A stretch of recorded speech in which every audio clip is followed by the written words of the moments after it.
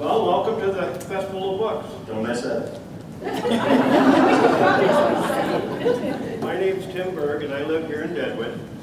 And we'd like to welcome you on behalf of the South Dakota Center for the Book, an organization with the South Dakota Humanities Council that produces the annual Festival of Books. We'd also like to thank the Lodge for letting us host this event, for hosting this event.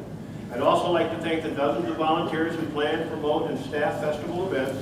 Please help our efforts by filling out an evaluation form. I don't think we have it here, do we? I can get some. They'll be in the back of the room when you're ready. Okay, clap real loud so they can hear you. And fill those out if you can. We'd like to thank a lot of the sponsors, the City of Deadwood, the National Endowment for the Humanities, South Dakota. Shut it off. Yeah, but it's worse this way. You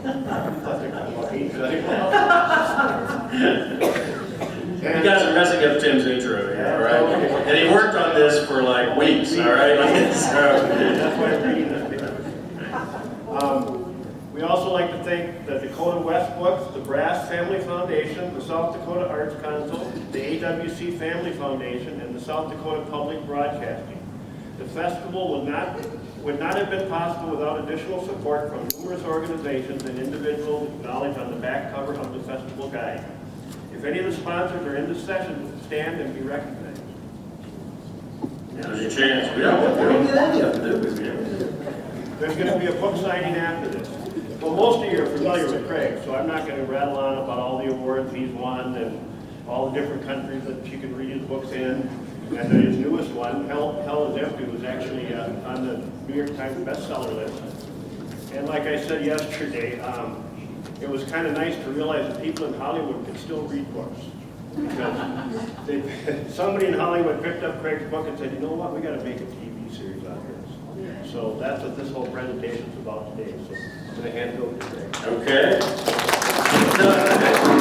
Keep it some momentum, our time together.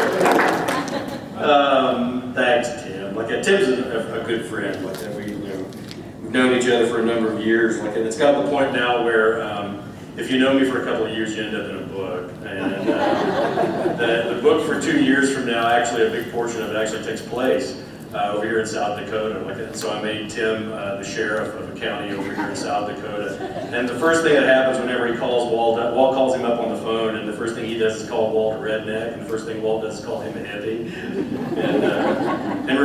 And Vic actually refers to him as the human pencil holder, because whenever they would go, to get recertified at, some of the law enforcement classes, Tim's character, would always stick pens and pencils in his beard and then forget about them. And so throughout the weekend, everybody would just go and get a pencil or a pen out of his beard whenever they would write something down. So, but this is going to be a new experience for me, and I guess one I'm going to have to get used to a little bit. Talking about the TV show that's going to be on A&E come mid-June next year. And that's basically what I'm going to be talking about here today. And I guess I should, everybody's always interested in like, how does it happen? Other authors are always very interested in how it happens, how you have something like this happen. And I got to be honest with you, it's just dumb luck, a lot of the time, I gotta say. But I've been doing these books about this, the sheriff of the least populated county and the least populated state in the U.S., for the last, 7 years. And I guess when I first started out with the books, as we were actually talking about it at breakfast here, I didn't really think I was going to be chasing a demographic with that. I thought, maybe, if I was going to try and sell books, maybe I should have tried to write about New York or LA or something like that. But it wasn't something that I was really comfortable with writing about. And I thought, I know northern Wyoming, and I thought I can learn about, sheriffing enough, that it'll make it interesting. And so I started writing these books, and everybody kept saying, everybody that read them kept saying, boy, I keep seeing these as a movie. I keep seeing these as a TV series. I keep seeing them, very visually oriented like that. And I guess that's probably true because some of my favorite authors, are very visually oriented. One that immediately springs to mind is John Steinbeck. I always, I loved growing up reading John Steinbeck. And in his books, I don't think that there was a grocery list that he didn't, have published that wasn't made into a movie. And so, it's just, some things lend themselves to it to a certain extent. The other thing was the dialogue in the books. Everybody kept talking about the dialogue that was in the books, that the dialogue rang true. It sounded like real people, and the scenes, worked well enough that they thought that, that it would make a movie, it would make a TV series. And over the years, we've been approached by a number of different people, big stars, directors, producers, and all these people, and they kept wanting to option the books. And I had a friend in Los Angeles who was a producer, and one of the pieces of advice that she gave me was, she says, don't let anybody option your books. It's harder to not get optioned than it is to get optioned. She said everybody in Hollywood thinks they're going to make a movie, and everybody wants to option every piece of literature that's ever done. So be careful about that, because the problem with dealing with people in Hollywood is that they're like gerbils with thyroid problems. You're the flavor of the week, 1 week, and then a week later you're not. Like they've got another project that they're really excited about, and they're not going to do your project, they're going to do something different. And so she said, be careful about that. And I said, okay, all right. And so, we kept getting these offers, and these things kept coming in like that. And then finally, what happened was, there was a young woman named Tiffany Ward, who was a movie television agent from CAA. And what she did was, she flies to New York periodically to go to a bunch of literary agents like that and talk with them, and see, what books it is that, might make, really good, movies or television series. And so she, flew to New York, like that, and she went into my agent's office, Gail Hockman, Brent Hockman Associates, like that, went into Gail's office and sat down, and she said, do you have any books? She didn't say westerns, she didn't say mysteries, she just said, do you have any books that you think, would make a good, a good movie or television series? And my God bless my agent, she reached right back behind her, she pulled the cold dish, my first novel out, and turned around and tossed it on the desk in front of her and said, there you go. And Tiffany Ward looked down on the desk and looked at it and said, do you have any more books you want to give me?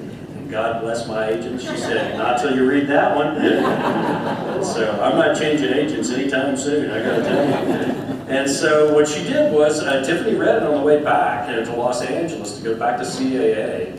And when she got back there, she immediately contacted Gail and said, yeah, this is definitely what we're looking for. This is definitely what we want. And then what she did was get in touch with a young man by the name of Greg Yatanes, who was the director for House, and said, you need to take a look at these books. Okay, so he took a look at the books and he fell in love with them. And he called up a producer by the name of Greer Shepard, who is the executive producer and producer for The Closer, and was also the producer for Nip Tuck, and a couple of other different shows. My wife Judy remembers all the shows, but I remember a couple of them. And so, anyway, she was like kind of the bulldog of the procedure. Every step of my life, when I get to a major turning point, generally there's a little mean-spirited redhead, that takes care of me from that point on. And so, Judy being one of them, like the major one in my life. But they put together this team like that with Chris Donahue, Hunt Baldwin, John Coveney. And this was a group that had been responsible, for a lot of really, good television shows. And so it was after a while, like that, that they contacted me again, like that, and they said, look, we're very serious about this. The way that we got this set up is we've got, it's not an option situation. It's actually a package deal with Warner Brothers. It's a package deal with Warner Brothers where they will provide the funding. We've already got producers, we've already got directors, we've already got writers, we've got everything all in place, and we're ready to go. All we need for you to do is say yes.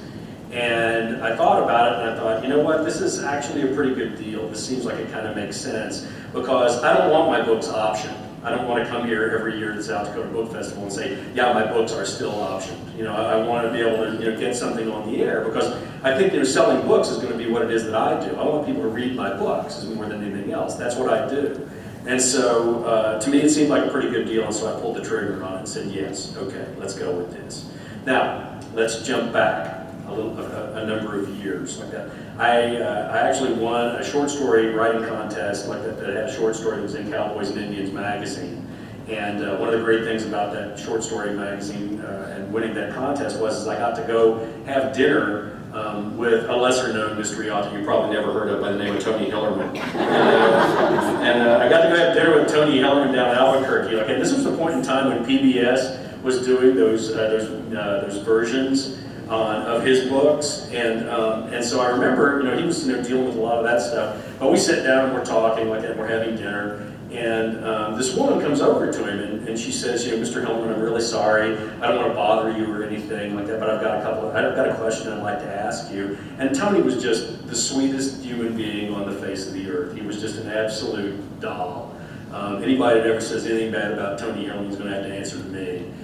He was just the most charming man on the face of the earth, like that. And so he takes his hand and he pushes his little glasses back up on his little owl nose, like that. And he looks at the woman and he says, "Yes, ma'am, how can I help you?"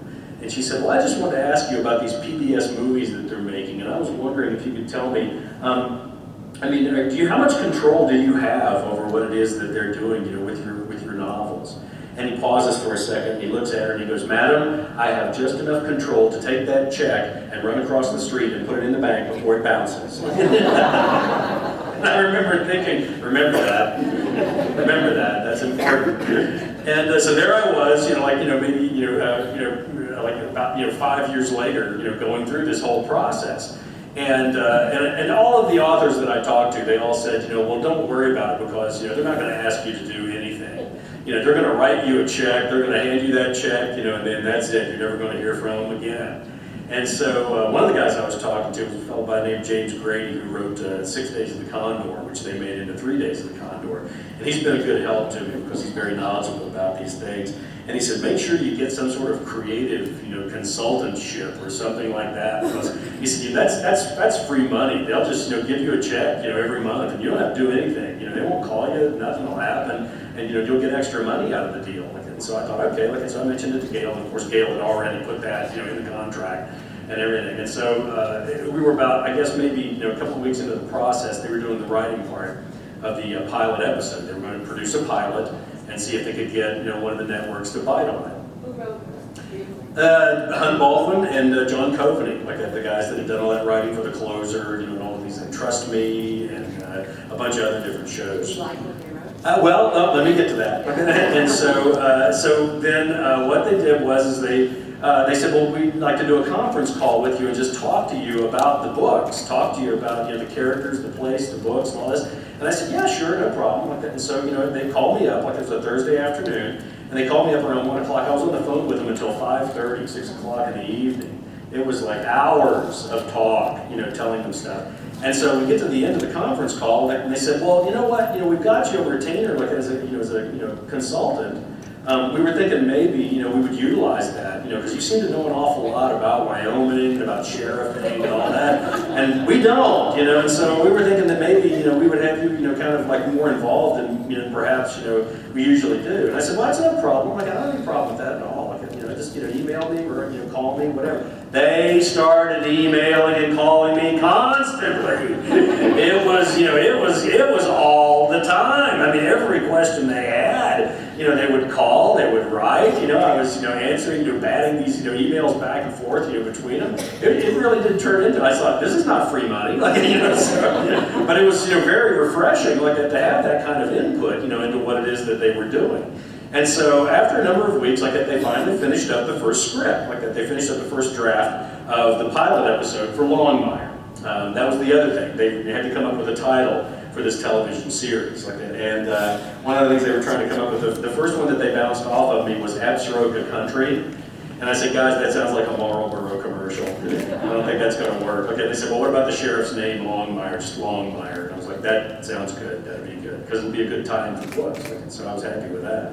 And so they told me about the pilot, we not discussed back and forth, which parts of the books they wanted to use for the pilot, how it had to be about 45 minutes long, but they had to have a beginning, a middle, and an end, and all of this stuff. And so we went through all this stuff, and then what happened was a FedEx package arrived from Warner Brothers Studios at the ranch, and it felt like a manuscript. This was 2 days after the final conversation. And I opened it up, and there it is. It's the pilot script, for Longmire. And I pull it out, and I look at it, just flip through it, and set it back down on the table. And I get on the email, and I write it. I write the producers and the writers back, and I said, I have lost so many writer friends just this way. where they say they want me to look at something and they want my opinion on it, and then I am foolish enough to be honest with them and tell them what I really think. I said, this is a dangerous proposition because this is a series of books that I've been writing for 7 years. Are you guys sure that you really want me to go through this and tell you, where I think you've made mistakes, where I think things need to be changed, all of this? They wrote me back like maybe 3 minutes later and said, absolutely, that's why we sent it to you. That's why we want you to do it. I was like, okay. So I sat down with my little red pen. I started going through. I worked my way all the way through to this, it was the end of about a 45-page script. We made 57 changes by the time I got to the end. And I put it back in a little FedEx envelope, sealed it up, sent it back to him.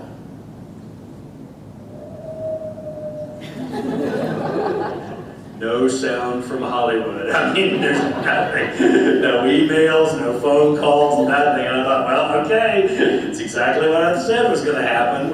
And then, I guess it was like about a week later, another FedEx package arrived from Warner Brothers, and they made 55 out of the 57 changes that I put in the script. That rarely happens. It was absolutely amazing, that they did what they did. Yeah. I was kind of stunned. So many times They do what they want. they throw the writer away. Oh yeah. You're not an important component at that point. So it was a pretty fantastic response. And then something even more spectacular happened. And I do apologize because we were supposed to have a slideshow here today. And I think we took like something along the lines of about 3,000 photographs when we were down there for the pilot doing the filming. I started throwing some of those up on my website and on my Facebook site, and didn't I get a cease and desist from Warner Brothers and A&E saying, you are not allowed to have any of that information out on the internet or anywhere. So I apologize for not having those here today, but they kind of landed on me for that. But I've got a special surprise guest, here today, to make up for that.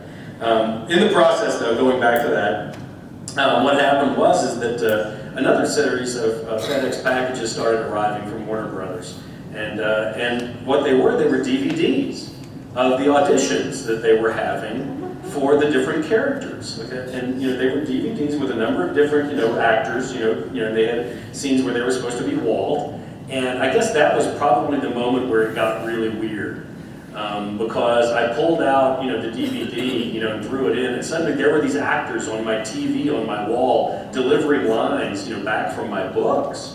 And everybody always says, well, what was that like? And I always tell them, it was kind of like having a house plant in your house for 7 or 8 years, and then waking up one morning and having it start talking to you was what it was like. It was kind of wonderful, but a little weird too at the same time. And it was funny because one of the things I talked about the other morning was that the screenwriters, one of the first things they asked me, they said, why is Walt as big as he is? Why is he such a big guy?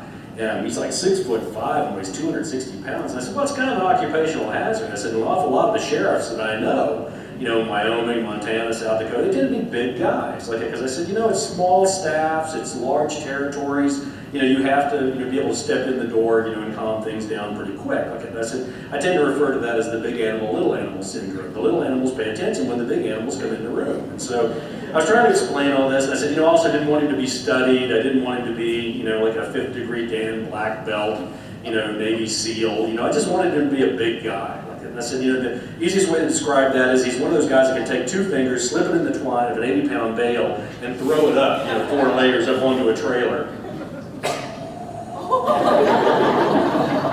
Dead silence from Hollywood. They're like, what's an 80-pound bale? I was like, what? It doesn't really matter because everybody in Hollywood is 5'8", so it doesn't matter who you cast anyway, so never mind. Well, I remember getting the DVDs, and so I got the first set of DVDs, and there were all these actors, and the one that was on the last one on the DVD was a fellow by the name of Robert Taylor.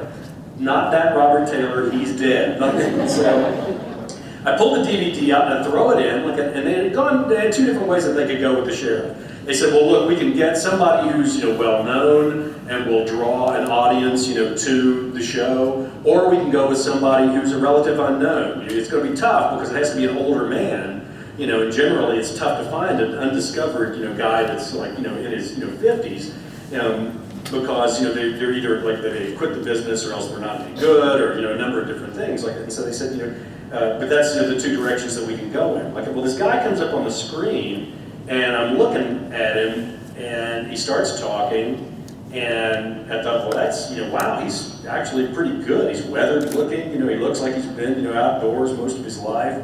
I thought he looks like a Western sheriff. And I flip over the envelope, and I look, and it says Robert Taylor. And down the bottom, the screenwriters had written a note at the bottom of the envelope that said, he's 6'4", And so I'm looking at him, and I'm thinking, wow, he's really pretty good. And all of a sudden I hear, ooh. I hear this little voice, from behind me go, ooh. And I look over, and it's my wife, Judy, looking at him. And I look at him again, I look back at her, and she looks at me, and she goes, well, he's handsome. He's kind of like a TV version of you, taller, better looking, with a better voice. Like, thanks, honey. Thanks. So I wrote him back, and I said, I don't know if you guys are going to be really happy with, with my response. I said, the guy I like is the unknown guy. This guy, Robert Taylor. He'd been like an agent in the Matrix movies. He'd been in Vertical Limit. He'd been in The Hard Word. All these other movies. But he'd kind of like reached a point where he didn't like Hollywood, and he left. And so then what happened, of course, was he got involved and had a baby, and so now all of a sudden he was thinking, but maybe that Hollywood money was pretty good. And I remember standing there talking with him, whenever we were at the reception before the filming started, and I made the stupid remark where I said, you know what, even if this doesn't go, even if it fails miserably, it's been fun. It's going to be a fun experience and all that. And he whips around to me and he goes, this is going to go. It's going to happen.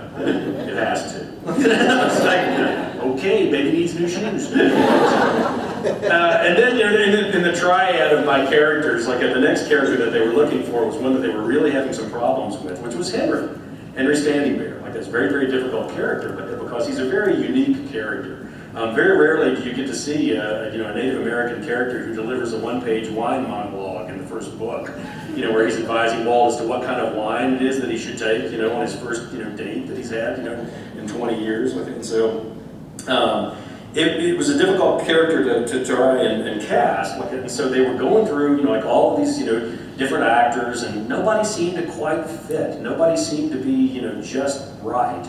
And then finally, they sent me another DVD. I get the DVD, and pop it in. I turn the envelope over, and it says Lou Diamond Phillips, is what it says. And so I'm sitting there thinking, oh man, he's way too young and too skinny, to play this role. And then Lou comes on the TV, and I'm looking at Lou, and I'm thinking, when was La Bamba? Yeah. How long ago was that? Anyway, it dawned on me. That was like 23 years ago. I mean, Lou was just out of kindergarten when he did that movie. And so I'm looking at him, and he's doing a really great audition. And Lou, like the rest of us, has gotten a little older, put on a little more weight, And I'm watching him, he's still in great shape. And I'm looking at him, and I'm thinking, he does seem to fit the character better than any of the other guys that we've seen. And then it dawned on me one of the things that he was doing. In the sides, in the auditions, they had like 3 or 4 contractions, a don't, an ain't, an isn't. When Lou Diamond Phillips did the audition, he took the contractions out. And I looked at him and I was like, that son of a bitch has read my books. And he had. He'd gone out, when he heard about the audition the night before, he'd gone out and read the first 3 books. And he knew that Henry did not use any contractions. He had very perfect English, like that when he spoke. And so he did this amazing audition like that, and I was just tickled to death, to have him. And with him, like that, when I showed up at that reception for the beginning of the filming, he came over to me and he started spouting sections of dialogue from Henry, from the books, back to me, and I'm just standing there, listening to him deliver these pages of dialogue, from the books. And he stops for a second, and he looks at me and he said, sometimes people come up to me and they start, quoting my movies back to me. It really gets annoying after a while. Am I annoying you? I was like, keep talking, keep talking. And he was absolutely fantastic. And one of the things that this really gives you an idea of what kind of a person that he is, was that he, when he got the role, I think it was about a week or 2 later, jumped on a plane in LA and flew to Billings, Montana, and got off the plane and hooked up with my good buddy Marcus Red Thunder and took a ride down to the Cheyenne Reservation. and went down there and did sweat lodge ceremonies and giving ceremonies like that, and just won the hearts over of the Cheyenne Nation. They fell in love with him so much that by the end of the week, they had adopted him into the Northern Cheyenne tribe. I've been writing these books for 7 years and they haven't adopted me. I guess I don't like the right look or something, I don't know. But it was pretty fantastic. And then he went back to Los Angeles with the blessings, of the tribe, the chiefs. And I guess they were just really tickled to death with him. And probably more important than anything else, Marcus got to spend time with him. I trust Marcus more than anybody on the face of the earth. And he said he was a pretty good guy. By the time I finished up those 3 weeks down there in the filming, I was pretty much of the same opinion. He's a pretty amazing individual. The third person in the trifecta of my novels is a Philadelphia transplant, a young woman by the name of Victoria Moretti. And Vic Moretti is a 5-year veteran of the Philadelphia Police Department with 4 brothers, who were active police officers in Philadelphia, a father who was the chief of detectives, north. She has a colorful vocabulary. She uses words that nobody else in the book use. And it was going to be interesting because the only advisory that I gave them as far as the casting of that particular character was, I said, please do not go and get some 110-pound model/actress to play that role. Like that, she's got to look capable. She's got to look like she can take care of herself. I said, she's got 4 brothers who were cops and dad's a cop. And I said, she's had to be twice as tough, twice as fast, twice as smart to be noticed half as much. And I said, that's the way she's got to be. Well, they kept putting it off and putting it off, and I wasn't getting any DVDs, with those, with the actresses, that were going to be trying out for that role. And so then finally what they said was, we think we found the perfect woman, but we don't have time to send you the DVD, so we're sending you an encrypted email. So you just put this code in, and then you're able to watch the email for watch the video audition for 24 hours. And so I plug it in like that, and she comes up, and it's a young woman by the name of Katie Sackhoff. And it was funny because I looked at it, and it said that she had played the role of Starbuck in Battlestar Galactica.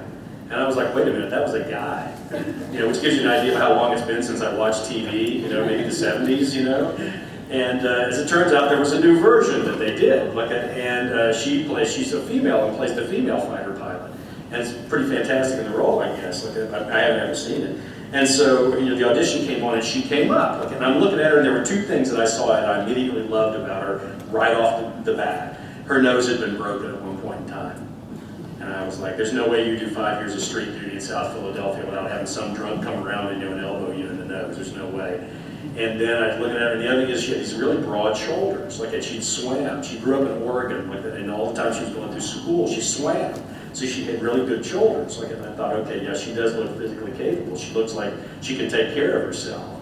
And so, I thought, that's pretty great. I listened to her audition. She was fantastic. And I wrote them back, and I said, you know what, she's pretty great. I think, maybe we ought to go with her. And they said, good. We like her too. And so I was thinking about it, and I thought, you know what, I've never seen her do anything, though. I've never heard her as herself. And I thought, maybe I should go on YouTube. If you want to know what an actor is like, go on YouTube and punch in the actor's name, and then put interview afterwards. And then you can see them do, who knows how many interviews. This one interview came up, and it was one that took place, I think it was a satellite radio station or something like this, and she was talking about, how she'd grown up with 4 logging brothers in Oregon, how her father had an automobile mechanic shop, there in Portland, and, how tough it was growing up, and how she'd had to, beat the crap out of her brothers on a regular basis, and every other word out of her mouth was blank this, blank that, blank that, and I was like, she is perfect.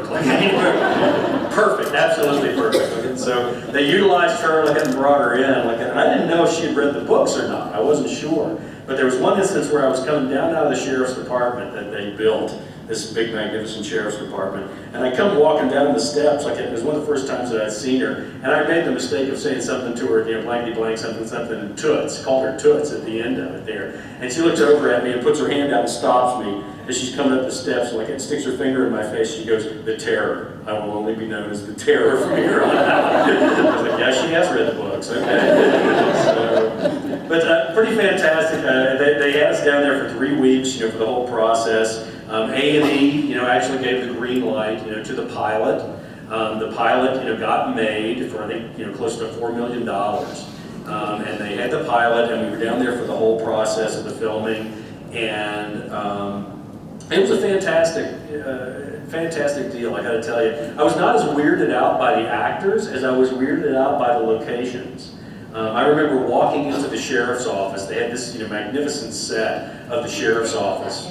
Yeah, in Las Vegas. It was in, My son-in-law worked on it in Dolly River. there you go, see, yeah, and it's a small world like that, but yeah, in Las Vegas, and and I remember walking into the sheriff's department and seeing like all of Ruby's Post-its on the door facing there when I walked in, and it was just like, I had this little moment where I just stood there and looked around, and my wife Judy was standing beside me. She says, "You're kind of weirded out right now, aren't you?" I said, "Yeah, I kind of am, as a matter of fact, And it was funny because as I was down there, I was standing there with Chris Donahue outside, and they did the majority of the filming in northern New Mexico, and they used the town of Las Vegas, New Mexico, as the town of Durant.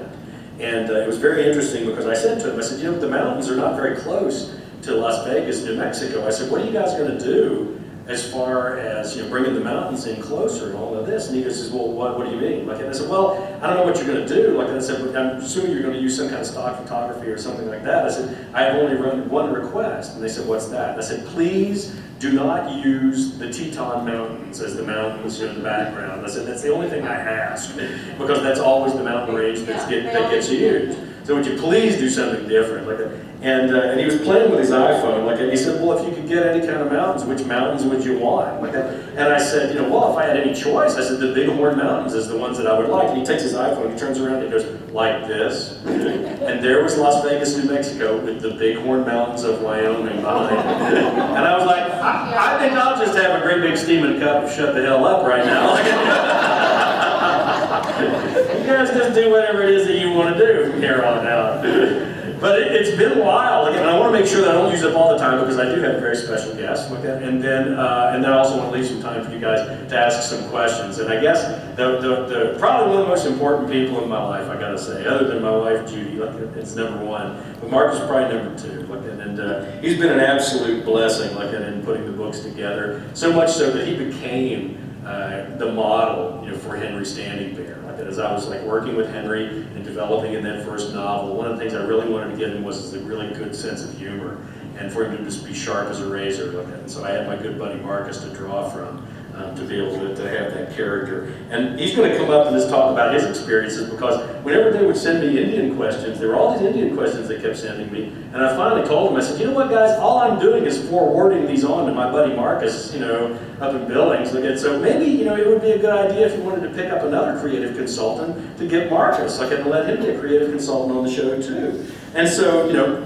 by golly, they did. They hired Marcus. They flew him down to New Mexico with us, and we had a grand time. And there was one instance that happened. I'll go through this, and then I'll let Marcus come up and have a few words. But there was one instance where they were filming, and they turned around and they looked at me and they said, "Well, do you want to do a cameo in this scene down here where Vic throws, this guy on the hood of a car and drags him across the street? You can, be standing on the other side of the car on the sidewalk there and respond to that." And I, up until the time that they asked me, I would have thought that I would have said yes. I would have thought that I'd have said, okay, yeah. My immediate visceral response was no. I said, no, I don't want to do that. I said, this is kind of like a world that I've created, and I don't want to trespass into it. I think that would be weird, and I just don't feel comfortable doing that. And they said, really? Are you sure? Because authors love to do this stuff. And I said, I'm just not comfortable with that. I'd rather not do it, if you don't mind. And Chris Chulak, who was from Southland, is the one that finally became our major director of the show, said, "That's okay, I understand that." And then there was another instance, the next day, where he turned around and he looked at Marcus and he said, "Marcus, do you want to be in this scene?" And the horse said immediately, "Yes, absolutely, I want to do it." Yeah. And then there was another time they asked, "Marcus, can you fill in and do this?" Yeah, I'll do that. Yeah, I can do that. It got to the point where there was a shower scene, where Walt's taking a shower at the beginning. I expected Marcus to peep over the shower curtain. He was in every scene in the damn pilot, for God's sake. It got to the point where I started making fun of him and referring to him as Indian number 4, is what I started referring to him as. Because I said, in the strong tradition of Indian number 4, you know, with white actors like Ricardo Montalban, Sal Mineo, Chuck Connors, like the, you know, Burt Lancaster, you are the first actual Indian to play Indian number 4. Like, so I'm going to get him a T-shirt made up that says "I am Indian number 4." Let me introduce Mr. Marcus Red Thunder, Indian number 4.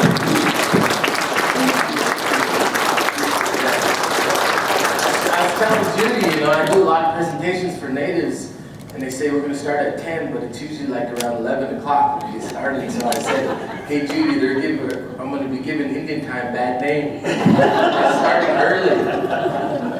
You know, these boys, I used to guys a story about these boys that they were bragging about their dads. And that one said, you know, my dad is so fast, he'll get a football and he'll throw it. And he'll run down there and catch it himself. That's how fast my dad is. And that second little Indian boy, he didn't want to be outdone, so he said, well, my dad's faster than that. My dad's got a bow and arrow. He'll shoot at a target and he'll run down there and catch it even before it hits that target. And then that third one, he didn't want to be outdone. He said, well, my dad's faster than that. My dad, he works for the tribe. He gets off work at 5, he's home by 3. Indian time works in today's. The same boys that are visiting and talking and started getting competitive with one another again. They said, you know, us Indians, they say we got good memories. I remember all the way back being born. Oh, excuse me, I'm going to turn off. Getting too close to you. So anyway, the second one, he didn't want to be outdone again. He said, that's a pretty good memory. But me, I remember further back than that. I said, what do you mean? Being born is the beginning. He said, no, I remember being in the womb. And then the third one, again, he didn't want to be outdone. I had to come up with something even better, one up to him. He said, yeah, you guys got pretty good memory, but almost as good as mine. I said, what do you mean? You can't remember being further back than the womb. That's the beginning. He said, no, I remember going to Crow Fair powwow with my dad, coming home with my mom. That's crazy. That's pretty good memory. Well, Indians got good memories, don't they?